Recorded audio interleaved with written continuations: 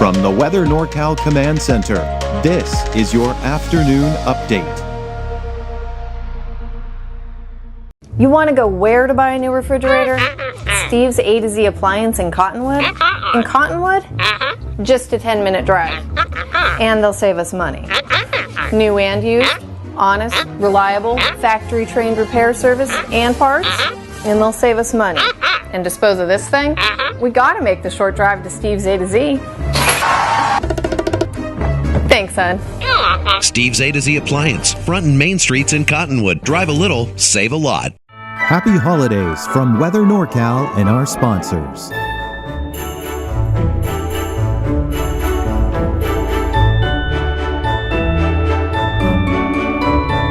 Have a wonderful holiday season. Good afternoon, everyone. I'm Chief Meteorologist Mike Krueger. Now, as the storm system approaches, the series of storms approaches, and they start to move on through, you're going to need to know the latest weather information. And the best place to get that is from the free Weather NorCal app.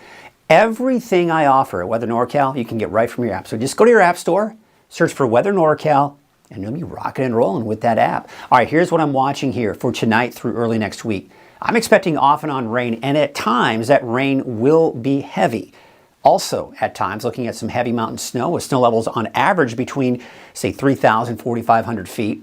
We're also looking at those winds picking up as we kind of, especially for the coast here and central Siskiyou County here in particular.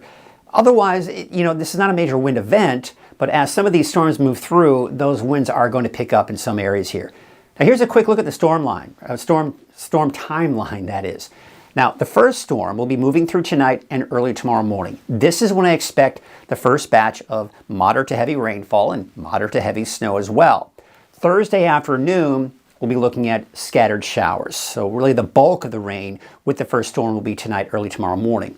Then the system coming for Friday and Saturday, it's going to be a slower moving storm. So we're looking at a moderate impact on Friday, and then as it pushes through on Saturday, a slower moving system. It's going to have a higher impact for your Saturday with more potential delays on I-5 due to chain requirements. Sunday, I think we'll see a bit of a break. Still a chance for a few showers here and there, but overall a much drier day on Sunday before more rain comes in on Monday. All right, so here's what we expect here for the rest of the day today. Now for the valley, it's mainly tonight that we see the bulk of the rain, right? For Trinity County, late this afternoon, early evening, and that's also the case for the coast. For Siskiyou County, Modoc County, Eastern Mountains, looks like again tonight will be the bulk of that rain and of course that snow in the higher elevations. So you can see the active weather pattern that we do have over the Pacific here.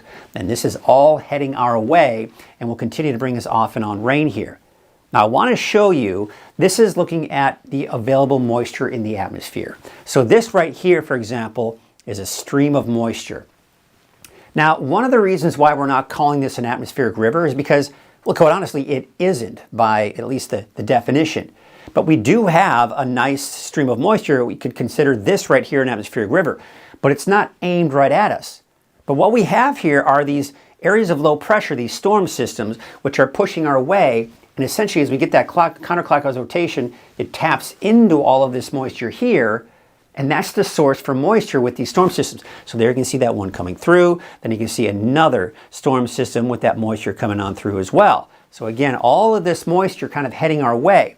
Now it looks like as we go into around Tuesday, Wednesday of next week, we're going to see a bit of a ridge of high pressure build in. That could bring a little bit of an atmospheric river for the Pacific Northwest. And then eventually maybe we'll see some of that moisture coming in toward the end of next week. But it looks like at this point, even toward the end of next week, we may see high pressure build back in, and that would potentially mean less rain. Now, that's a long ways out. We've just got to get through these series of storms heading through now, right? So let's take it at 3 o'clock this afternoon. We're just beginning to see some of the rain for the North Coast. By the time you get into 6 p.m., the valley just beginning to see some of the showers, but still dry off to the east. We take you into 10 o'clock tonight. Rain will be heavy at times. There you can see the darker shades of blue. That's the heavier snow that we are seeing in the mountains. So if you look closely, you'll see Buckhorn Summit right there. There's Highway 36. There's Scott Mountain. There's I-5 near Mount Shasta and Weed, and even looks like south towards Dunsmuir, seeing the potential for some of that snow as well. And of course, no snow in the valley. Some of you have been asking about that, but I don't see that happening at this point. Now, as that first system passes through by 5 a.m. tomorrow, now it's mainly impacting the east. Plenty of chain requirements still tomorrow morning, and I still expect that if you're waking up tomorrow morning that there may even be some chain requirements on I-5 near Mount Shasta. You can still see some of that snow and showers. But as we go through the afternoon, the bulk of that rain and snow pushes out. However, we still have some scattered showers and even some snow flurries in the higher elevations as we take you through the day on Thursday. And there you can kind of see it pushing through at 5 p.m. Snow levels still on average between 3,000 and 4,000 feet. Now, you see a little bit of a lull in the activity here for Thursday night and early Friday morning, but by Friday morning into the afternoon, there's that next push of moisture. Now, the main storm system is still right here. So notice what's happening. We're beginning to see it tilt in this direction, so it's stalling out a little bit, but eventually, as we go into Friday night through the day on Saturday, it'll slowly push to the east. So unlike the storm system moving through tonight, early tomorrow morning, this one's going to take its own sweet time pushing through, and that's going to mean the potential for heavier rainfall and heavier amounts of snow on top of that. This will continue to bring us chain requirements for many of the higher elevations, including I-5. There could be some problems there for Thursday and Friday. All right, and going into Saturday too. Rainfall totals through Friday, yeah, I think we could see upwards of an inch or more for some of us in the valley, and of course more than that out towards the coast. How about that snow total? Well, we could expect to see some decent amounts of snow for some of those higher elevations as well. Might be overdoing it for Weaverville. You know, Weaverville, Hayfork, I think your elevations are going to be a bit too low for any accumulating snow. Could you maybe see a rain-snow mix? Sure, it's not out of the question, but I don't anticipating any accumulating snow for you. Mount Shasta, I think we could see 4 to 8 inches of snow through Friday, maybe even a little bit more. But Dunsmuir, probably not that much. I think it'd be less for some reason, and I've really tried to adjust where this picks up its data, but for some reason it always wants to match what we've got for Mount Shasta. So maybe kind of split that in half for Dunsmuir. And Bernie, yeah, if we can get that snow level low enough, down to about 3,000 feet, sure, you could be looking at some accumulating snow as well. And of course, that would be the case for Chester and Quincy and Portola. All right, the winds. There's something we need to watch here because there is a wind advisory for tonight for central Siskiyou County due to the gusty winds. But we're already starting to see them towards central Siskiyou County. But tonight at 7 p.m., look at those really strong winds there. Also, the winds picking up for the coast, but not as bad elsewhere, right? Then we go into Thursday morning, Thursday afternoon. The winds die down. We get a bit of a break from the winds. But by Friday, the next storm system, we can see gusts 30, even over 40 miles per hour along the coast. Very strong winds once again for Shasta Valley. Winds picking up again Friday afternoon. Very strong winds. Now the winds are also picking up. We'll call it breezy for your Friday afternoon for the valley eastward, but the main winds are expected to be the north and west. This is borderline strong enough winds for the potential for power outages. So that's something we need to be on the lookout for on Friday. All right, let's take a look at the long range forecast now. So this is the storm for tonight and early tomorrow morning. This is the storm that will really kind of develop. It's in its developing phases right now and will gain strength, but will be here for Friday and will impact us Friday and Saturday. There it is. All right, there's Friday and Saturday. See how it's slowly moving off to the east here. Now, as we go into your Sunday, I expect we've got a weak ridge of high pressure. That'll give us a bit of a break from a lot of rainfall, but still maybe a chance for a sprinkle or two. This system's what's coming in here on Monday. Rain, more mountain snow, more possible travel delays due to potential for chain requirements. But next week, what I'm seeing happen, you see this? This is what we call ridge of high pressure building in. This is looking very similar to the pattern we saw for the first week and a half of December, giving us the dry conditions. So if you look at this system right here, see what happens? It breaks apart and it moves up and over the ridge of high pressure. That means dry conditions for Tuesday. This system looks pretty promising, but if this ridge holds on, which it looks like it might, this system may break apart and even the one behind it. So we may be going back to a repeat of what we saw earlier this month with plenty of storms off over the west, but with high pressure in place, that keeps us dry. But again, I don't think I hear anybody complaining because, again, we've got to get through the rest of this week, this weekend, and early next week because we do have a lot more rain in the forecast and, of course, a lot more snow in the higher elevations. Now, the long-range forecast models, I think it's doing a pretty good job here. I could think we could see upwards of 2 to 3 inches of rain for the valley once all is said and done through Tuesday, really through Monday. And then I think we could see even maybe over 4 inches of rain for places like Crescent City.